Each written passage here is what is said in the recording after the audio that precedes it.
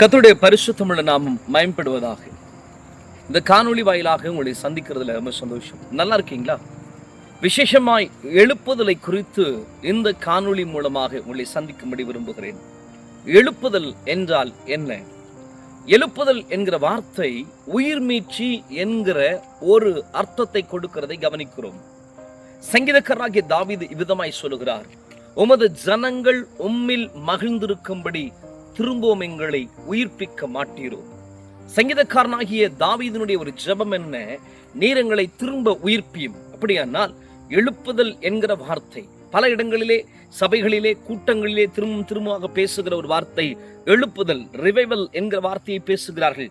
அதனுடைய அர்த்தம் என்னவென்றால் உயிர்ப்பிக்கப்படுதல். எங்கிருந்து உயிர்ப்பிக்கப்படுதல்? என்னுடைய பழைய பாவங்களிலிருந்து நான் மனம் திரும்பாமல் எனக்குள்ளாக இருக்கிற சாவுக்கு ஏதுவான பாவங்களிலிருந்து விட்டு தேவன் அண்டைக்கு வருவதுதான் எழுப்புதல். இந்த எழுப்புதலுக்கு நாம் ஆயத்தமாக வேண்டுமா என்றால், ஆம், இந்த எழுப்புதலுக்கு தேவன் உங்களை ஆயத்தமாகும்படி விரும்புகிறார். கடைசி காலத்தினுடைய எழுப்புதலை யார் சுமக்க போகிறார்கள்? பிரபலமான மனிதர்களா? பிரபலமான சுவிசேஷகர்களா? பிரபலமான பாஸ்டர்ஸா? பிரபலமான மேய்ப்பர்களா? பிரபலமான தீர்க்கதரிசிகளா? பிரபலமான அப்போஸ்தலர்களா? இல்லை. தேவன் யாரெல்லாம் இந்த எழுப்புதலை தாகம் கொண்டு வாஞ்சிக்கிறார்களோ, யாரெல்லாம் இந்த எழுப்புதலுக்கு ஆயத்தமாகிறார்களோ, அவர்களை கொண்டே இந்த எழுப்புதலை தேவன் கொண்டு வரும்படி விரும்புகிறார்.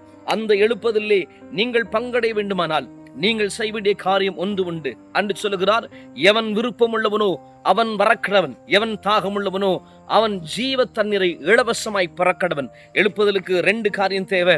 ஒன்னு விருப்பம், இன்னொன்னு தாகம். உங்களுக்குள்ளே விருப்பமும் தாகம் உண்டானால் தேவன் தேடுகிற அந்த மனுஷனாக நீங்கள் இருக்க முடியும். கர்த்தர் எதிர்பார்க்கிற அந்த மனுஷியாக நீங்கள் இருக்க முடியும். இந்த எழுப்புதலை பங்கடையும்படி நான் உங்களை இயேசுவின் நாமத்தினாலே அன்போடு கூட அழைக்கிறேன். வாருங்கள், கடைசி கால எழுப்புதல் நம் மூலமாக. God bless you. கர்த்தர் உங்களை ஆசீர்வதிப்பார்.